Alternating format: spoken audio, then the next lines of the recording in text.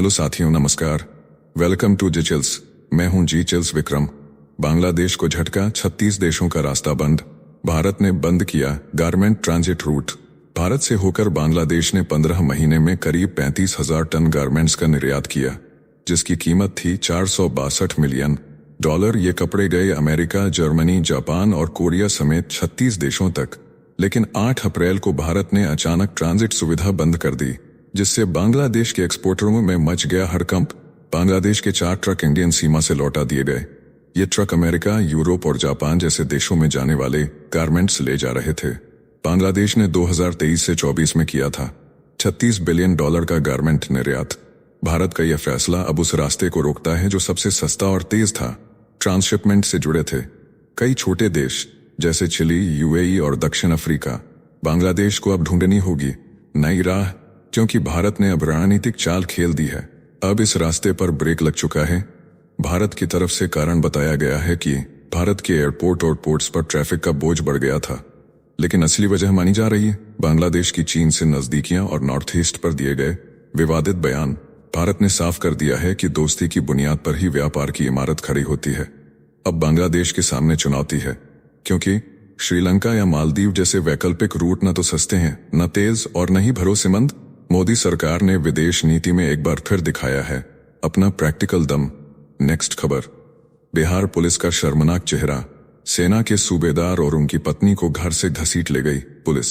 बिहार के नालंदा में सेना के सूबेदार अजीत कुमार अपने गांव छुट्टी पर आए थे चैती छठ का पर्व मनाने, लेकिन रात के अंधेरे में तेल्हारा थाना पुलिस उनके घर पहुंची, दरवाजा तोड़ा और बिना वारंट के उन्हें और उनकी पत्नी को घसीटते हुए थाने ले गई। पुलिस का आरोप था कि अजीत के भाई पर केस था, लेकिन न मिला आरोपी, न मिला इंसाफ। उल्टा सेना के जवान को ही अपमानित किया गया।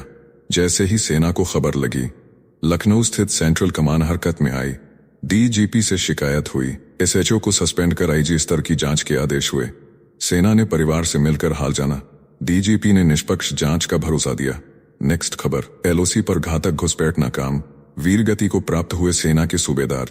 जम्मू कश्मीर के अखनूर सेक्टर में भारतीय सेना ने एलओसी के पास एक बड़े आतंकी घुसपैठ को नाकाम कर दिया, लेकिन इस ऑपरेशन में सेना का एक जूनियर कमीशन्ड ऑफिसर घायल हुआ और बाद में वीरगति को प्राप्त हो गया।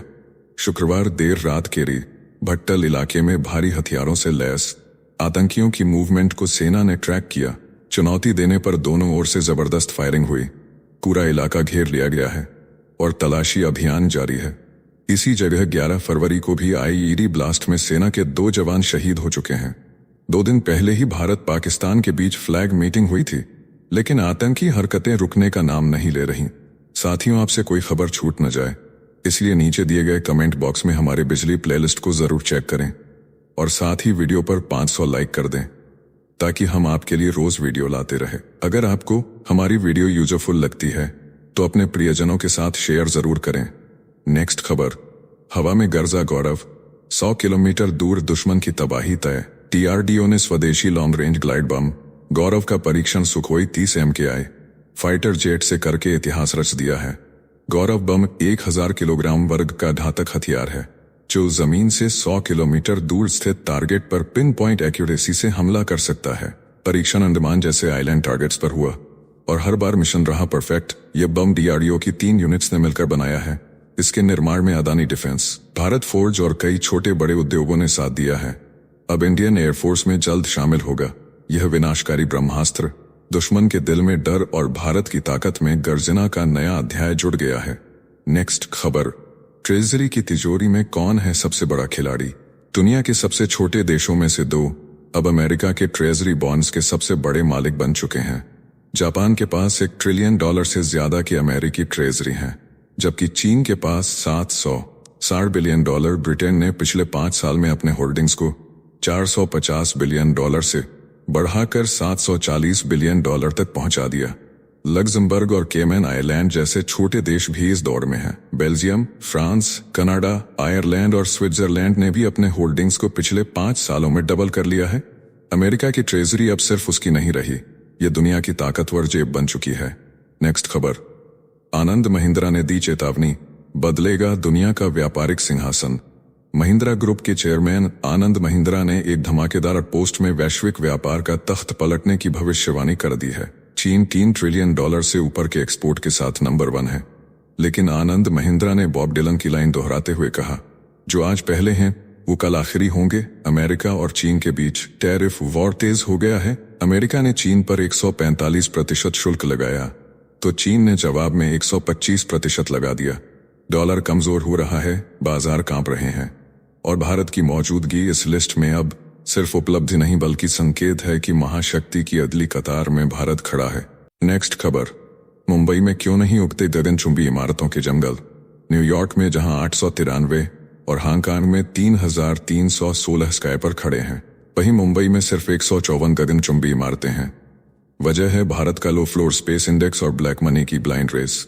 वित्त विशेषज्ञ प्रांजल कामरा का दावा है कि बीते 4 साल में इनकम ग्रोथ सिर्फ 5.4% रही, जबकि प्रॉपर्टी की कीमतें 9.3% बढ़ी। नतीजा ये कि 1 करोड़ से नीचे के घर 30% कम हो गए। प्रॉपर्टी टू इनकम रेशियो है 11 और EMI टू इनकम रेशियो है 61%, यानी आम मिडिल क्लास अब सिर्फ सपना देख सकता है, घर खरीदना नहीं। नेक्स्ट खबर, UPI से अब कार की डाउन पेमेंट भी होगी आसान। रिजर्व बैंक ने तोड़ दी सीमा की दीवार।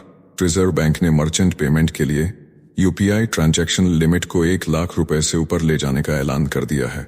इसका मतलब यह कि अब स्कूल फीस, अस्पताल बिल, कार की डाउन पेमेंट या बड़े सरकारी पेमेंट भी सीधे UPI से किए जा सकेंगे। पहले बीमा और इनकम टैक्स के लिए ही 2 लाख और 5 लाख की लिमिट थी, लेकिन अब NPCI नए मर्चेंट कैटेगरीज को चिन्हित कर बड़ी ट्रांजैक्शन लिमिट तय कर सकेगा। एक्सपर्ट्स मानते हैं कि इससे डिजिटल इकोनॉमी को रफ्तार मिलेगी। छोटे व्यापारी और बड़े संस्थान बिना किसी अतिरिक्त इंफ्रास्ट्रक्चर के UPI से भारी रकम ले सकेंगे और यही है असली डिजिटल भारत की ताकत। नेक्स्ट खबर, लग्जरी कारों की रफ्तार धीमी, अमीरों की जेब पर ब्रेक। कोविड के बाद भारत के अमीरों ने खूब खर्च किया, लेकिन अब लग्जरी कार बाजार में पहली बार ब्रेक लगते दिख रहे हैं।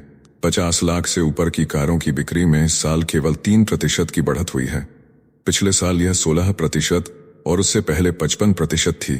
बाजार के जानकार मानते हैं कि शेयर बाजार की गिरावट, कर्ज का बढ़ना और डॉलर के मुकाबले रुपए की कमजोरी अमीरों के भरोसे को तोड़ रही है। डीलर्स पुराने मॉडल्स पर भारी डिस्काउंट दे रहे हैं। मर्सिडीज जैसी कंपनियां भी अब सतर्क हो चुकी हैं। अगर यह ट्रेंड जारी रहा तो भारत का लग्जरी मार्केट भी वैश्विक मंदी की राह पर चल सकता है। नेक्स्ट खबर, रामचरण बने कंपा वाली जिद्द के चेहरे। 70 और 80 के दशक की मशहूर सॉफ्ट ड्रिंक ब्रांड कंपा को रिलायंस ने दोबारा जिंदा किया और अब इसे अगली ऊंचाइयों तक ले जाने के लिए रामचरण को ब्रांड एम्बेसडर बनाया गया है। कंपा वाली जिद्द नाम से नया कैंपेन IPL सीजन में धूम मचाने को तैयार है। स्टाइलिश एक्शन और असली स्टंट्स के साथ रामचरण का ये विज्ञापन आज की यंग इंडिया की जिद्द, जज्बे और जुनून की कहानी कहता है। 10 रुपए की कीमत, IPL का को प्रेजेंटर बनना और UAE में लॉन्च के साथ कंपा अब कोका कोला और पेप्सिको को सीधी टक्कर दे रहा है। FMCG की दुनिया में कंपा की वापसी अब धमाकेदार है। नेक्स्ट खबर, 20 मिनट का कहर बना दिल्ली का तूफान। शुक्रवार को दिल्ली NCR में आया धूल भरा तूफान किसी कयामत से कम नहीं था।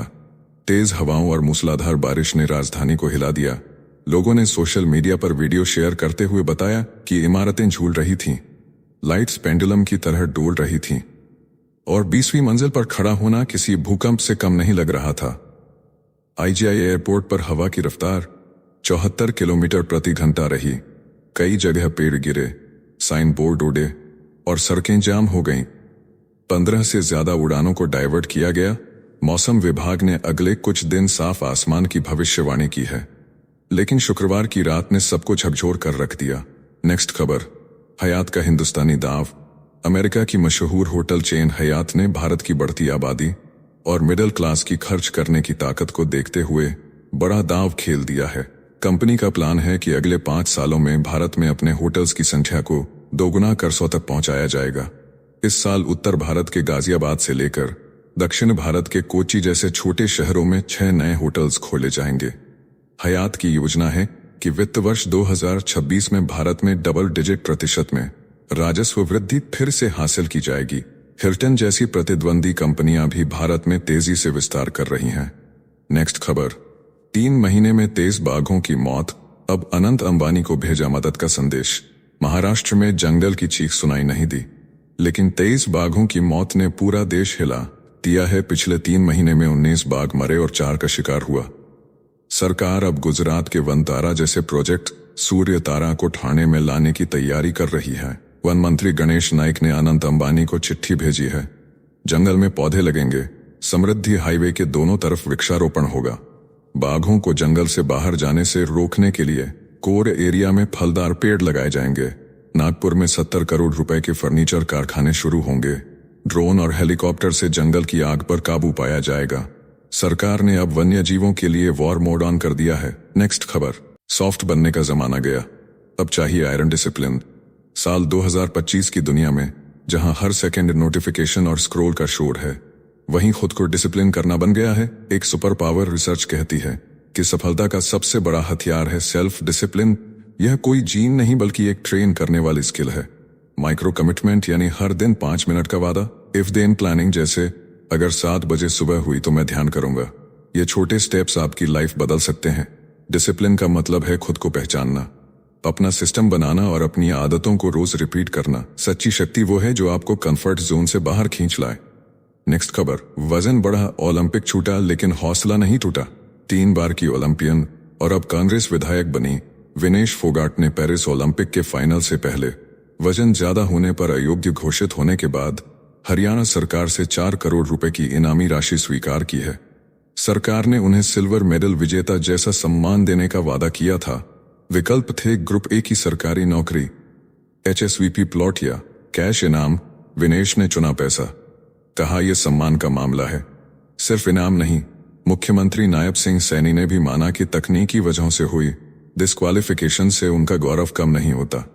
विनेश की ये जिद बताती है कि हार सिर्फ मैदान में होती है, हौसलों में नहीं। नेक्स्ट खबर, दालचीनी बनी मुनाफे की मशीन, स्टार्टअप वर्ल्ड में मचाया धमाल। 2025 में दालचीनी स्टार्टअप ने 2 करोड़ 50 लाख रुपए का नेट प्रॉफिट कमाकर इतिहास रच दिया है। एक साल में कंपनी की कमाई बढ़कर 70 करोड़ रुपए तक पहुंच गई।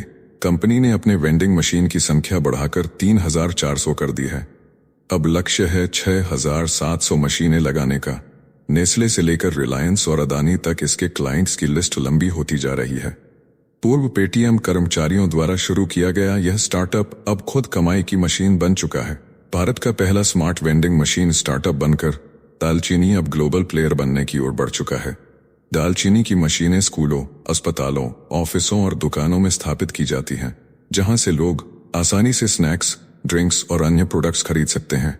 नेक्स्ट खबर, जो बूढ़ा होने से बचना चाहता था वही दवा उसे जल्दी बूढ़ा बना गई।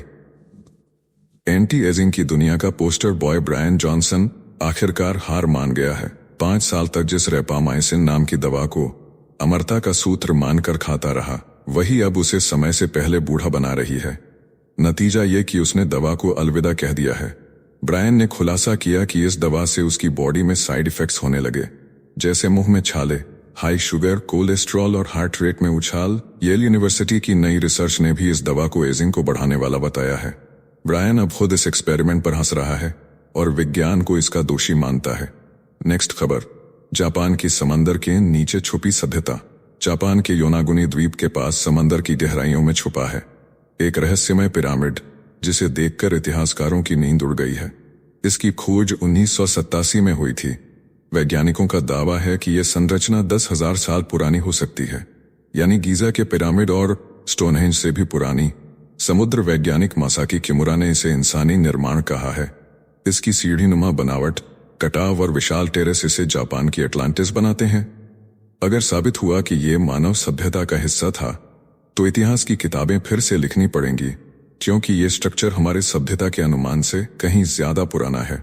नेक्स्ट खबर, सिंगापुर की चमचमाती सड़कों के पीछे का सन्नाटा। सिंगापुर की सड़कें साफ हैं, ट्रांसपोर्ट सटीक है, लेकिन ऑफिस कल्चर अंदर से साइलेंट वार जोन जैसा है। एक कोरियन पत्रकार के अनुभवों ने खोली वो सच्चाई जो कोई प्रवासी खुलकर नहीं कहता। यहाँ हायरार्की जमीन तक फैली है। बॉस के खिलाफ बोलना मतलब करियर को खतरे में डालना। काम के नाम पर जुनून नहीं, सिर्फ रिजल्ट चाहिए।